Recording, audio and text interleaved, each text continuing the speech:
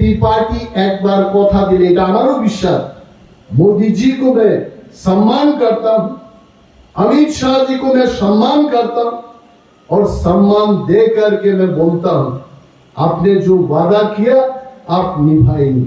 এটা আপনি বলেছেন ভারতবর্ষের মানুষের কাছে, আপনি মিডিয়ার মাধ্যমে বলেছেন যে ত্রিপুরায় এই ঐতিহাসিক চুক্তি হচ্ছে, এই ঐতিহাসিক চুক্তিকে আমরা বাস্তবায়ন করব। তো এই কথা আমি বিশ্বাস রাখি।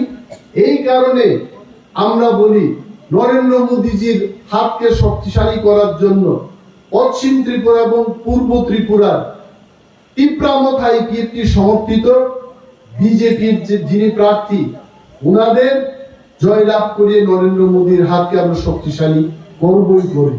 আর সিপিএম আমরা কেন ভারতীয় জনতা পার্টির সিম্বলে ভোট দেব, এই সমস্ত বিষয় নিয়ে আমাদের আলোচনার দরকার রয়েছে। কারণ চিনবাই চিনি বিরোধী লোক যারা বুট বাতাইলেই নেই, আমাদের বিরুদ্ধে কে আছে? এখানে মহিলাদের যদি আমি জিজ্ঞেস করি, মহিলারা জবাব দেবেন আমাদের বিরুদ্ধে কেউই নাই। কারণ আসলে তো বিরোধী দেখাই যায় না, বলছি বিরোধী। কিন্তু পার্লামেন্ট নির্বাচন এটা বিধানসভা বা ভিলেজ কমিটির নির্বাচন না। সারা রাজ্যে মাত্র দুইটা কেন্দ্র আছে, একটা আছে পশ্চিম ত্রিপুরা আর একটা পূর্ব ত্রিপুরা। আমরা পূর্ব ত্রিপুরার ভোটার এবং পূর্ব ত্রিপুরায় যিনি প্রার্থী আপ্রার্থী ভূমিকা কৃতি সিং দেববর্মা, সিপিএম বারবার আমি প্রশ্ন খাই কৃতি সিং কি কইরা দেববর্মা হয়? এটা কমিউনিস্ট পার্টির প্রশ্ন। এখানে রতন বাবু উনি বলেছেন উনি দীর্ঘদিন সিপিএম পার্টিও করেছেন, আমার জানা নেই। উনি বলেছেন সিপিএম পার্টি একটা ভালোই জানে যেটা সত্য না এটারে কইব না, মিথ্যা কথা। কৃতি সিং দেবী কি কইরা দেববর্মা হয় এটা কি আমাদের কোয়ার ব্যাপার থাকে? অনিমেষ দেববর্মা কেমনে দেববর্মা হয় আপনারা বললেন তো? কারণ অনিমেষ দেববর্মা বাবা দেববর্মা, মাও দেববর্মা। তো কৃতি সিং দেববর্মার বাবা তো কিরিট বিক্রম দেববর্মা, তো মেয়ে দেববর্মা হইত না? অবশ্যই দেববর্মা।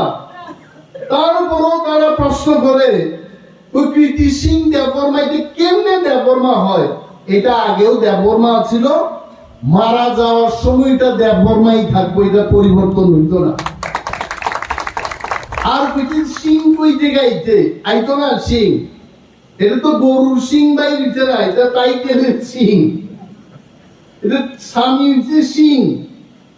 কাবারদা ছত্তিশগড়ের মহারাজা, এখনো তো সেখানে রাজপ্রথা আমাদের এখানের মতো আছে, সমাজে সম্মান দিয়ে এদের। ওইখানের যে যিনি রাজা, ওই রাজার টাইটেল পেয়েছে সিং। তো সিং রে বিয়ে কইরে কৃতি সিং, আর দেববর্মায় জন্মগ্রহণ করতে, এটা দেববর্মা কৃতি সিং দেববর্মা পরিষ্কার। এটা বাড়ি ঘরে গিয়ে আপনারা বুঝাইবেন, গ্রামে গ্রামে ঘরে ঘরে গিয়া বুঝাইবেন। সিপিএম কিন্তু কইতাছে কই কৃতি সিং দেববর্মা, এটা দেববর্মা, এটা কেমনে দেববর্মন হইতে? আপনারা সবাই জানেন রাজ পরিবারের লোক অনেকে দেববর্মা লেখে, আবার দেববর্মাই আবার রাজ পরিবারের থেকে এরা দেববর্মন লেখে। আমি কমিউনিস্ট পার্টির বন্ধুদের বলছি শচীন দেববর্মন রাজ পরিবারের, রাহুল দেববর্মন রাজ পরিবারের, জিষ্ণু দেববর্মা রাজ পরিবারের, প্রদ্যুৎ কিশোর দেববর্মন আমাদের জীবিত মহারাজা। যদিও মহারাজাদের গণতন্ত্রে পাওয়ার নাই, কিন্তু সামাজিক ভাবে এখন উনি আমাদের মহারাজা। তো এটা কি বলার অপেক্ষা রাখে? কইতাছে কই আপনারা তীব্রামথা করেন, আপনারা কেন বিজেপিকে ভোট দিবেন? হাসি উঠে আমার। মানিক সরকার ত্রিপুরার 20 বছর মুখ্যমন্ত্রী, কংগ্রেসের বিরুদ্ধে গালাগাল করতেন রাস্তা বলে মাইক লাগাইয়া। 20 বছর, 1 বছর 2 বছরের মুখ্যমন্ত্রী না, 20 বছর বামফ্রন্ট সরকারের মুখ্যমন্ত্রী ছিলেন মানিক সরকার। আর কংগ্রেস ছিল তাইদের বিরোধী দল।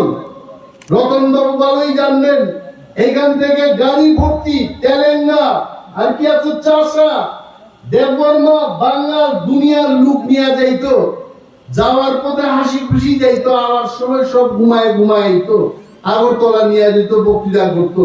কার বিরুদ্ধে বক্তৃতা করতো? কংগ্রেসের বিরুদ্ধে।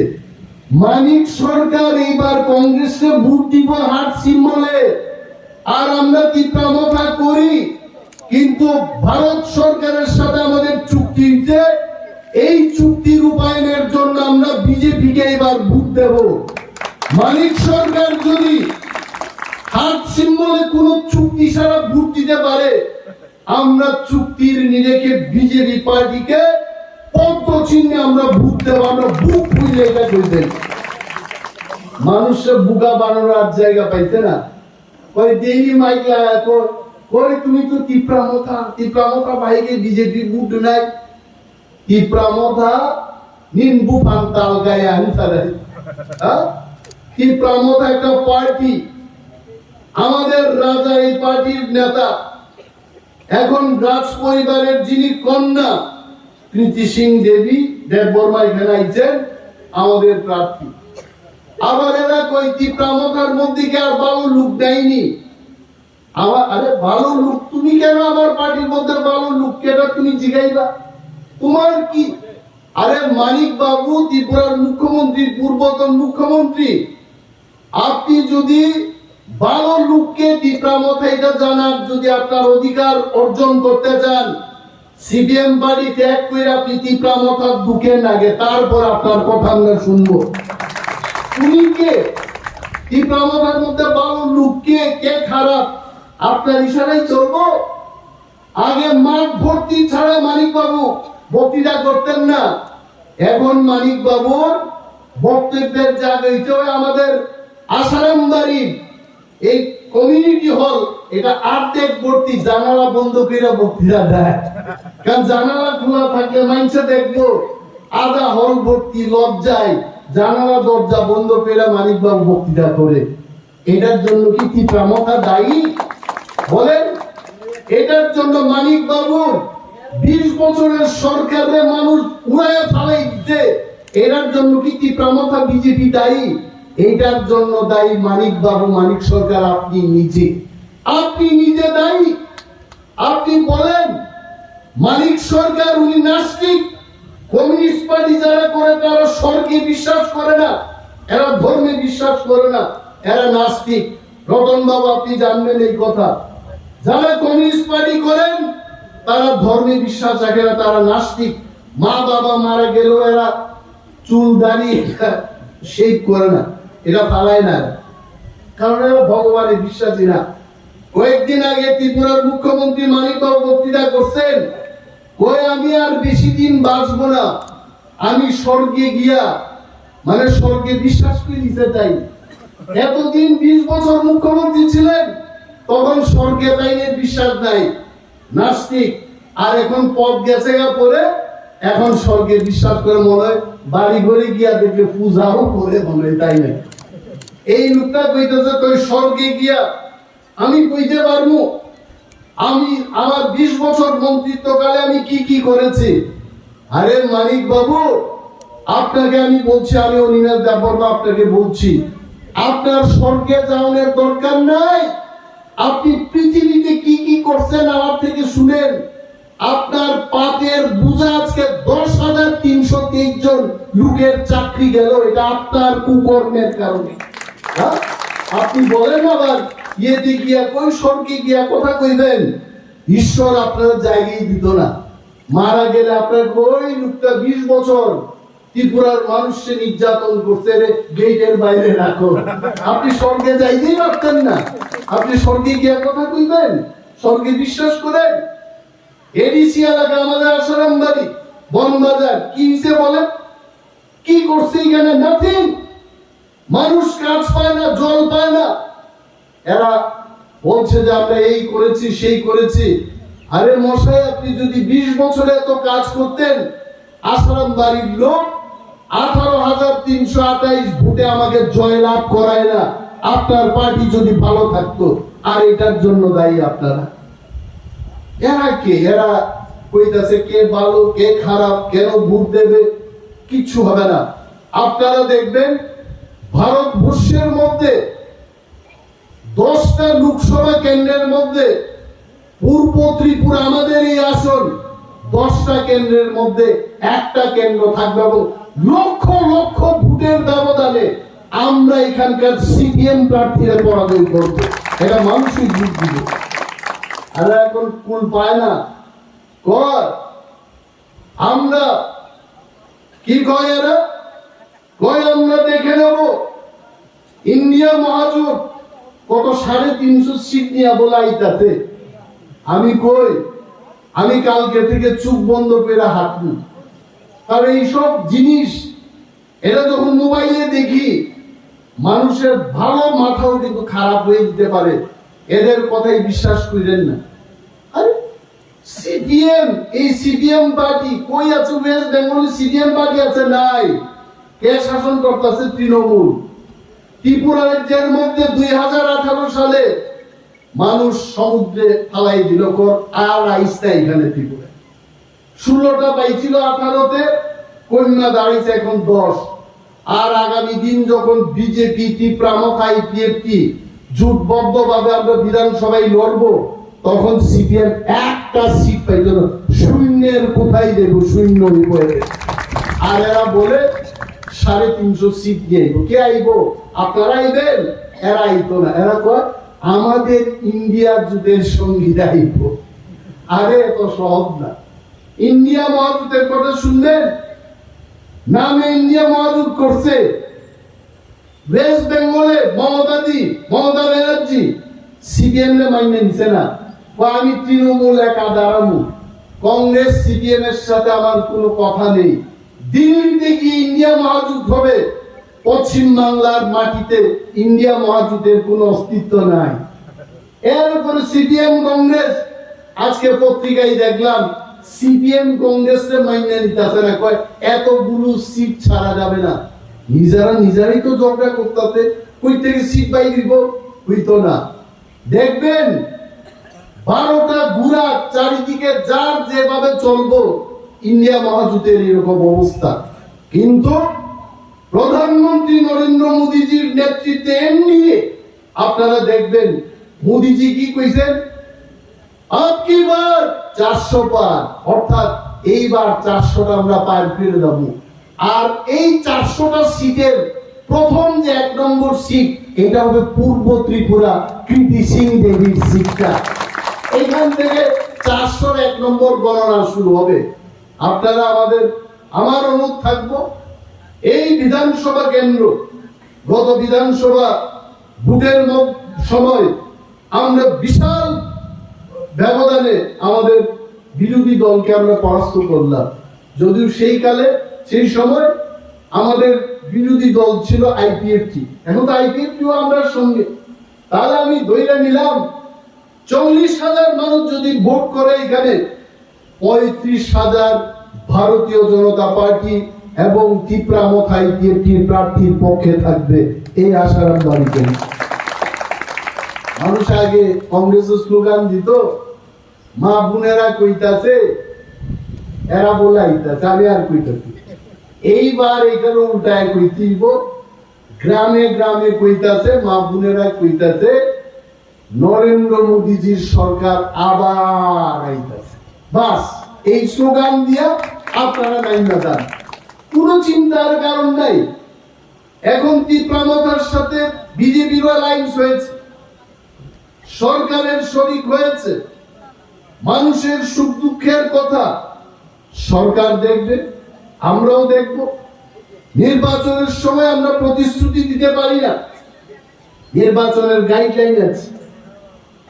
আধা মন ক্যামেরা নিয়ে কিছুক্ষণ আগে একটা লোক রেকর্ডিং করতেছে, অন্তত আধা মন 20 কেজি ওয়েটার ওজন, এইটা দিয়ে আপনারা ক্যাপচার করতে। আমি নমস্কার জানাইলাম, কারণ এরা ওই খোয়াইট ডিএম অফিসের এখানটা কন্ট্রোল রুম আছে। অনিমেষ দেববর্মা কোনখানে এমন বক্তৃতা করছেনি যে আইনের ফাঁদে পালাম। আমি আমি আইন না বুঝলেও আমি আইন মানি, আমি আইনের বিরুদ্ধে যাব না। এরা এটা দেখে। সুতরাং মহিলারা বিশেষভাবে আপনারা মনে করিলেন না ওই আমরার মন্ত্রী আই আমরারে ওই চাল দেওয়ানের কথা, ভোট দেওয়ানের কথা, জল দেওয়ানের কথা এটা কইছেন না। আমি পারি না কইতে, এটা আমি পারি না কইলে আমার আইনের ফাঁদে ফালাইব। 4 তারিখ জুনের পরে কে কি পাবে, কার কি হবে, এগুলো নিয়ে আমরা আলোচনা করব। কিন্তু এখন আমাদের লক্ষ্যটা থাকবো পদ্ম চিহ্নে। সিপিএম এরা কিন্তু খুব এরা ফালতু প্রচার করে।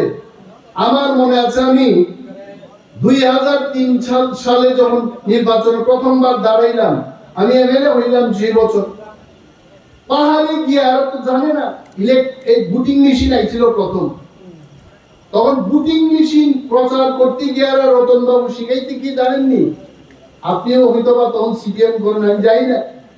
কইছে জোড়া পাতার মধ্যে, জোড়া পাতা আমার সিম্বল, জোড়া পাতার মধ্যে যদি টিপটা পরে কারেন্ট শর্ট করব এখানে মারা আরে ওইটার পরে আমি যখন প্রচার করতে গেলাম আমার কইতে কই বাবু আমরা তো চাই তোমার মতো সুন্দর মানুষদের। আমি নিজের সুন্দর কইতে মহিলা কইতে আমার তোমার মতো সুন্দর প্রার্থীরা আমরা ভোট দিতে চাই জোড়া পাতা। কিন্তু সিপিএম এর আইয়া দেখি কইল কারেন্ট শক লাগবে এটার মধ্যে, জোড়া পাতার মধ্যে টিপ দিলে একটাই বলে টিপ দিতে কাছি আতুরার মধ্যে। এরপরে তো আমি তো আকাশ থেকে ভাইঙ্গা বললাম, তড়ি গড়ি কর্মীরা কইলাম বুটিং মেশিন নিয়ে তোমরাও যাও, কোনো কারেন্ট শক হবে না।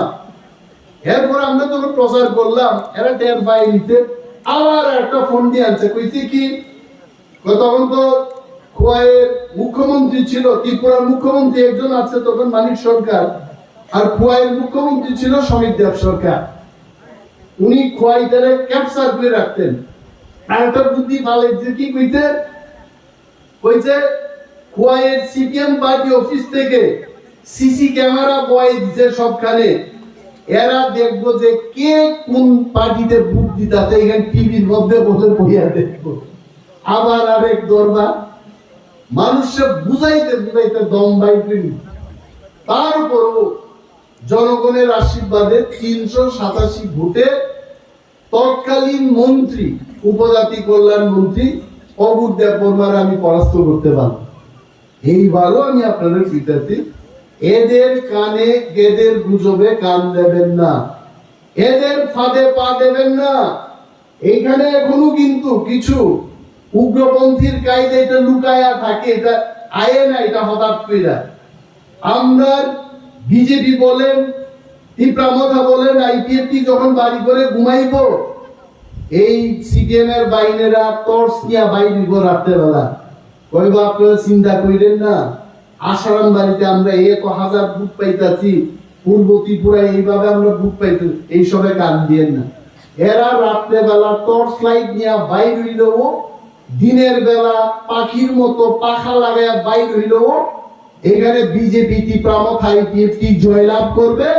লক্ষ লক্ষ ভোটে আমরা তাদের পরাস্ত করব। আপনারা হিসাব করে দেখেন গত বিধানসভা নির্বাচনে বিজেপি তীব্রামথা আইপিএফটি তীব্রামথা আমরা যদি যোগ করি, ত্রিপুরা রাজ্যের মধ্যে আগামী পার্লামেন্ট নির্বাচনের পরে বিরোধী দলগুলোর খুঁজতে দিব, টর্চ লাইট লাগাবে পাইতেন না, এলাকার মধ্যে থাকতো না। কারণ মানুষ বুঝছে যে মহারাজা আমাদের যে পার্টির নেতা তীব্রামথা উনি কি চাইছে, উনি তো চান ত্রিপুরা মুগলি ধুরু ওয়ানসা যারা একসঙ্গে আমরা গ্রাম পাহাড়ের মধ্যে থাকি, আমাদের সবার যেন সমান অধিকার হয়, এটাই চাইছেন, এটাই ক্রিয়েটার ত্রিপুরালেন, এটাই কনস্টিটিউশন সলিউশন।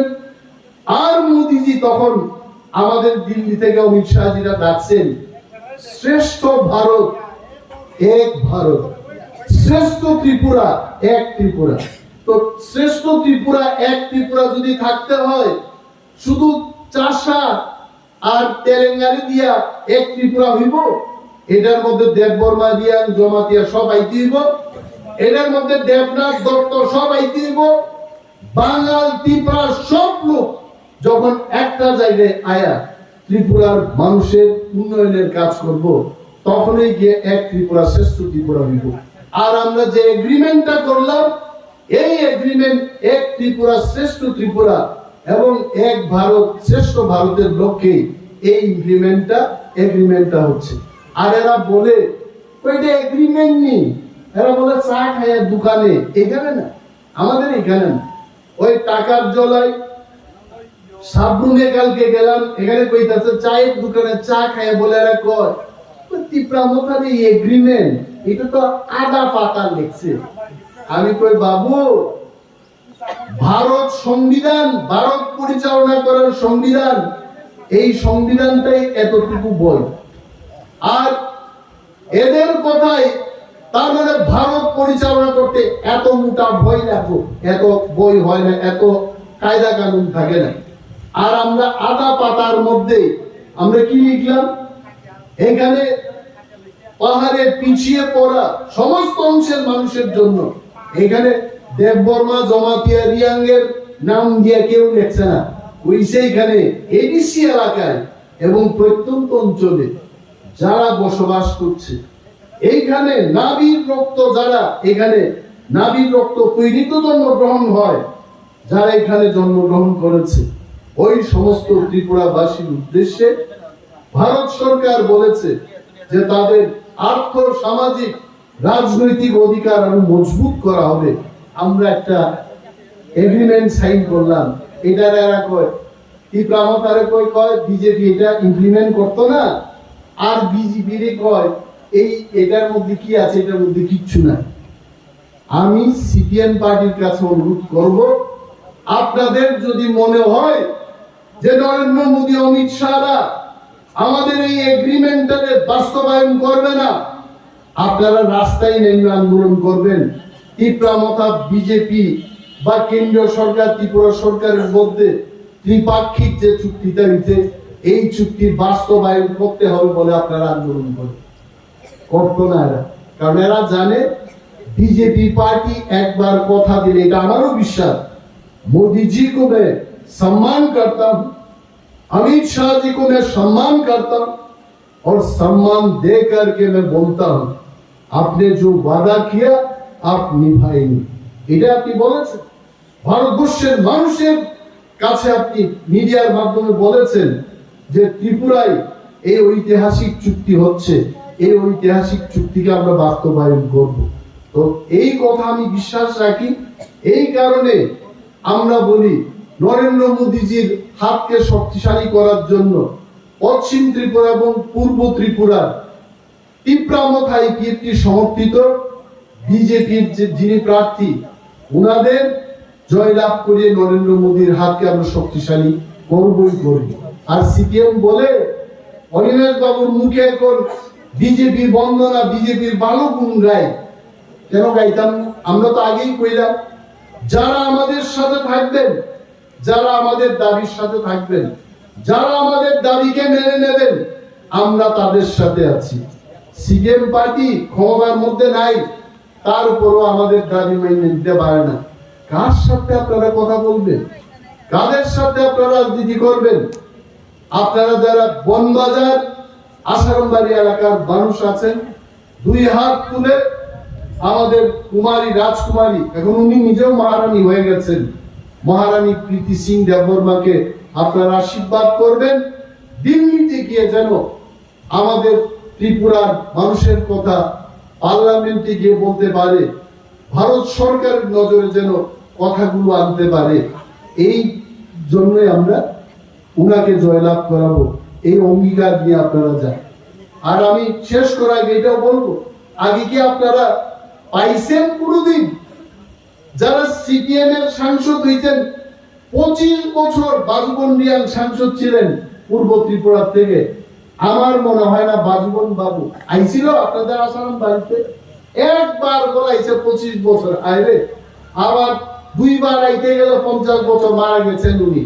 কিন্তু আমার বিশ্বাস আমাদের যিনি প্রার্থী হবেন, এই মাসে আইতে পারলো অন্তত এক বছরে একবার টাইমের পদ ধুলা অর্থাৎ পায়ের ধুলা, এটা উনি এখানে ফালাইবেন। আমরা আনবো, আমরা কথা বলাবো, এইটাই আমাদের আপনাদের কাছে একটা কথা থাকতে পারে যে আপনারা নিশ্চিন্তে উনাকে ভোট দিন। ওনারা মানুষের সমন্বয় চান, এক সূত্রে সবাইকে রাখতে চান। রাজ পরিবারের প্রতি আমাদের কেউ কোনো সন্দেহ থাকার কথা না। নোয়াখালীতে যখন জাতি দাঙ্গা হয় তখন মহারাজারা হিন্দু বাঙালিদের এখানে আনছিলেন, এই কথা আপনারা ভুলবেন না। এদের হাতে আমরা সুবিচার পাবো, তিপ্রারা পাবে, ওয়ালসা পাবে, মুগলি পাবে, সর্বংশের মানুষ সুবিচার তাদের থেকে আমরা পাবো, এটা আমাদের আশা। এর চাইতে বেশি ভালো ক্যান্ডিডেট আমরা আশা রাখতে পারি না। এই কারণে মানিক বাবুকে বলবো, ভোট দিন। আপনি কমিউনিস্ট পার্টি করেন, আপনি এখন কংগ্রেসে ভোট দিবেন? আপনি এটা বলেন? আপনি যদি সঠিক মানে সত্যতার সাথে যদি কমিউনিস্ট পার্টি করেন, আপনার যদি সাহস থাকে আপনি বক্তৃতায় বলুন, আমি মানিক সরকার, আমি নাস্তিক, আমি কোনোদিন কংগ্রেসকে ভোট দেব না, আমি বাড়িতে বসে থাকবো, আপনি বলুন। উনি বলতে পারবেন না। উনি চুপ করতে পারেন, এটা অপরাধ না। আর তীব্রমতা বিজেপির সাথে চুপ করবো, এটা অপরাধ। এইসব ফালতু কথা আপনারা শুনলেন না। ওনার আসলে শেষ টাইমটাই শেষ। এখন তো হাফ হল ভর্তি, আগামী দিন দুইটা লুকু থাকতো না তাইনের পেছনে, সব আমাদের পক্ষে। এই দিন আপনারা আনুন, নিশ্চিন্তে ভোট দিতে যাবেন। এই জনসভার মধ্যে আমাদের প্রচার সীমিত থাকা উচিত না। আমাদের ভিলেজ কমিটি চেয়ারম্যানরা আছেন, মেম্বার আছেন, ব্লকের নেতৃত্বরা আছেন, রিজিওনাল কমিটির আমাদের নেতৃত্বরা আছেন। বাড়ি বাড়ি গিয়ে আপনারা আমাদের সিম্বলটা কি, কারণ অনেকে আবার আনারস খুঁজবো, এইবার আনারস না, এইবার পদ্ম ফুল। আনারস কিন্তু আবার আইতাছে, আমি কয়ে গেলাম ভিলেজ কমিটি নির্বাচনের সময় আবার আনারস বাইরে, এডিসি নির্বাচনের সময় আবার আনারস বাইরে, আর এখন পার্লামেন্টের সময় পদ্ম ফুল থাকবো। আনারস আপাতত রেস্টে আছে। এখন আমরা টাইম টু টাইম আমরা সিম্বল নিয়ে আইব। এরা খালি কই আনারস কই, আনারস একটু রেস্টে আছে, এখন পদ্মের জয়লাভ করে দিব। এরপর ভিলেজ কমিটি এডিসি এই সময় আবার আনারস ফিরে দিব। আমি আর বেশি বিশেষ বক্তব্য রাখবো না। নিশ্চয়ই বুঝছেন আপনারা আমি কি কইতে চাইছি। এইবার সকাল বেলায় 12টা 1টার আগে আপনারা কিন্তু ভোট দিয়া লাইবেন। বৌমারে ভোট দেওয়া হইবেন, শাশুড়িরে ভোট দেওয়া হইবেন, শ্বশুরে ভোট দেওয়া হইবেন, নিজে ভোট দেবেন। ভাত পড়লে আমরা একদিন খাইতামই না, রাত্রিবেলা বিকেল বেলায় ভাত খাইনি। অনেকে আছে স্বামী একটু ভালো না, কইব না আমি তো ভাত না খাই ভোট দিতাম পারি না। এই দিন স্বামীরে কইবেন, আমাদের নেতারা কই গেছে ওই দিন দরকার পড়লে আমরা উপবাস করব, খাবো না। তারপরেও আমরা 10টা সিটের মধ্যে ভারতবর্ষে আমরা একটা সিট হয়ে থাকবো, এটা আমাদের অঙ্গীকার। এটা আপনারা কইবেন। এই কয়েকটা কথা বলে সবাইকে ধন্যবাদ জানিয়ে আমি আমার বক্তব্য শেষ করছি। জয় হিন্দ এবং আমাদের প্রার্থী বিপুল ভোটে জয়ী করুন, এই আহ্বান আপনাদের কাছে আছে। ধন্যবাদ।